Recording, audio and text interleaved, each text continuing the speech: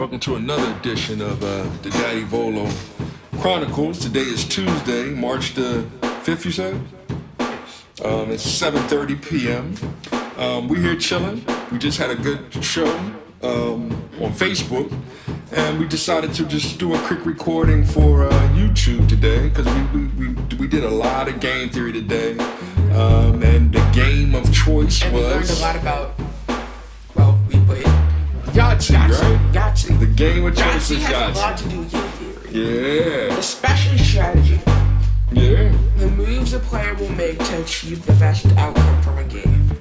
There it is. You just read that from the book, right? Mm-hmm. There it is. So we're going to go over a couple quick definitions and things, and we're not going to spend too much time harping on things, and I'm going to try to edit this video to include the definitions. That way you can read them along while you watch this and get a better understanding and idea of what game theory really is.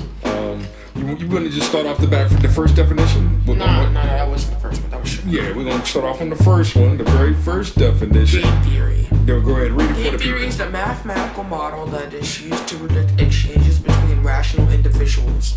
This can include cooperative exchanges, such as in our caveman example, but also includes predictions for how competing groups are most likely to behave toward one another. Okay. Now, what's key to that is that is the fact that he used a caveman example. When you think of caveman, you think of just it's not intelligent, right? They chopping on, they just painting on the walls and whenever you see videos or movies of old cavemen, it's they didn't have the knowledge or intelligence to build a robot, a car, a computer, the high tech things that we have today. So I think he uses that example of cavemen as to let you know that it's not really about high levels of intelligence. It is, game theory is about being able to translate it so that we can write it as a program so that a computer can implement it and actually beat you in a game of chess. That's actually what's going on when we're talking about artificial intelligence. So when we played Yahtzee today. Yes. And one of the first things that when discussing game theory, one of the first things we talked about is the rules to the game, right? You have to be conscious of the rules to the game, right? You have to be, what else do you have to be? Well, conscious isn't the word we use. We said awareness. All right, so you have to be aware of the rules of the game, awareness of what you can and can't, how to distribute your points along the scoreboard. All right, so when I did it as a coach to you, you were able to maximize your score on Yahtzee, and that's when you scored 276. And that's the information set. And it's what each player knows in a given point of the game. Information sets can affect the likelihood players will assign to an outcome, and thus impact their strategy. Yes. So Daddy, knowing how hard it is to roll a Yahtzee, right? You seen that probability after the end of the game. The first roll of Yahtzee, remember you did that game that you scored 276. You rolled 5 twos off the first roll. So the odds of doing that was 1 out of, what was it, like how many? 2,560. But you did it. The facts are still on there. Maybe Well, we can find it and we can actually share that with the people one day, or we can actually figure it out ourselves. So Daddy, I understand that rolling a Yahtzee is hard to do, especially even if you're given 3 rolls. So that's why I coach you to try to go after certain things first. And as you're doing that, the possibility of rolling a Yahtzee, I try to increase it on the second and third roll. This is coming from years of playing Yahtzee. All right. Well, we can go over some more and everything, but we don't want to be on here for 20 minutes explaining it. But I just wanted to jump on to, hey, all of this is going on in a simple game of Yahtzee when you're rolling 5 dice. If any of y'all familiar with it, I'll also share a picture of Yahtzee while we're recording this and add a beat to it, and then we'll share this for the people. Okay, what's the next rule? We can go through another one.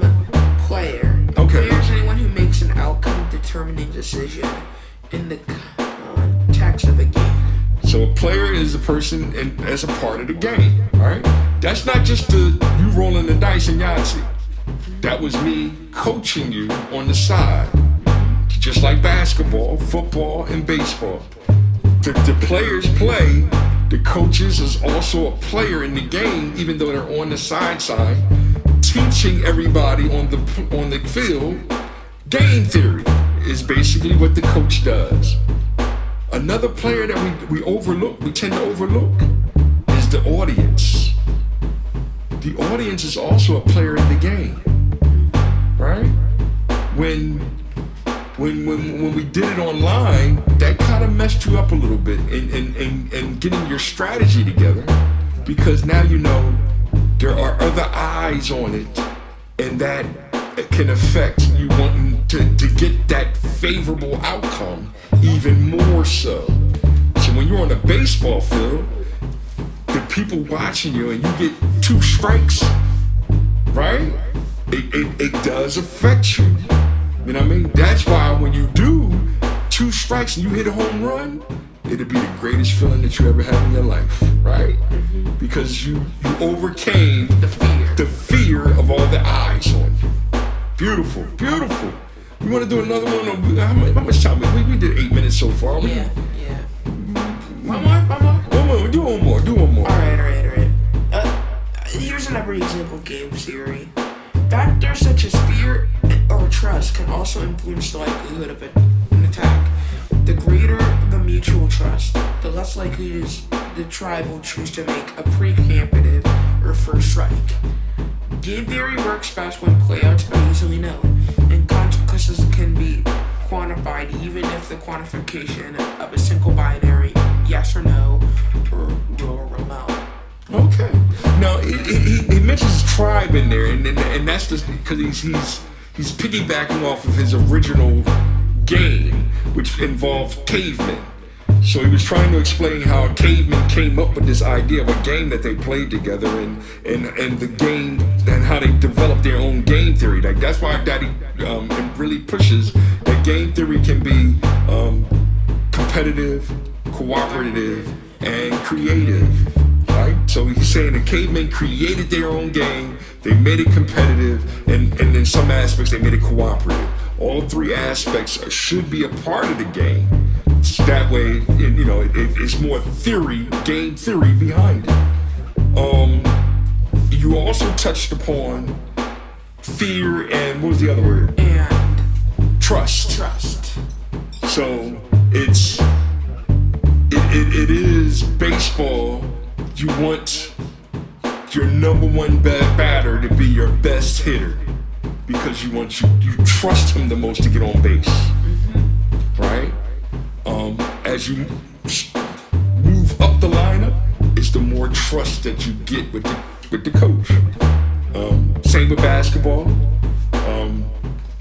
When the Sixers had Ben Simmons, he wanted to be the point guard. I didn't trust him to be the point guard. Nah, I ain't trusting to be the point guard, son. I wanted him to be a 4. I wanted him to be a power forward, shooting forward. Like somebody that just, grab rebounds, push it up the court, get it off somebody, come off a screen, do all the little things that I need you to do. I don't need you to be the point guard holding your fingers up like the guy we traded him for, who turned up Jason Harden, who ended up being a bum too. But that's another discussion in basketball. We're talking about the game theory of Yahtzee, and we already started with the 5. You rolling 5 dice in Yahtzee. You roll 5 dice in Risk. Now we can get into Risk being a game that's similar to Yahtzee, because both games are using 5 dice, but you change the rules of the game a little bit to include little soldiers on a map. Now you're getting to a political game, and as they fight over the land territories, like we're starting to do with our game of Risk that we taking a break from. We want to analyze the game theory before we make our next attack, and then have repercussions of how we attacked and now have to go through a defensive mode from the retaliation of our attacks. That's how the game is played. So we can still talk about that, but of course, in the end, we're still talking about hip hop. Hip hop. It's an American culture created by the children of the 1960 Civil Rights Movement. Malcolm X, Martin Luther King, Kwame Ture. Actually, you know what we mentioned in school today? What's that? D-Day. D-Day. Wow. And double D-Day. Double D-Day. Wow. D-Day was World War II? I think it was like a few months after World War II. Wow. Yeah, D-Day was World War II. What was World War I they called? No, I mean like in like the slavery D-Day. Oh. Okay, we'll look into that and see what they fed you. All right, we'll go over that. Cause Daddy likes to really analyze. You came home with Ruby Bridges. I was like, that was beautiful. And I appreciate the school, starting you off on that. Then we had to talk about Claudette Colvin and Emmett Till, right? And then how they inspired Malcolm X, Martin Luther King, Kwame Ture, and how they inspired Big Daddy Kane, KRS-One. We can go over all the names. Not just Rakim, Chuck D, Run DMC. All the people that we've been talking about in the rhymes that they shared with us. So, and even your newer guys, the Kendrick Lamars but even Kendrick Lamar isn't your generation because you're Generation A, right? Fine. But we're gonna leave y'all on that note. You wanna do friends? I guess so. Friends. We can count. We do the KRS-One one. We can count the dough, kick a flow, chill out watching videos, act really silly, yo. But really though, all that can end. Right? Life's not guaranteed. It's all God's will, right? Whether we at the bars with superstars, cruising in the trooper car, really don't care who you are. All I really need is a friend. Welcome to another edition of the Daddy Volo Chronicles.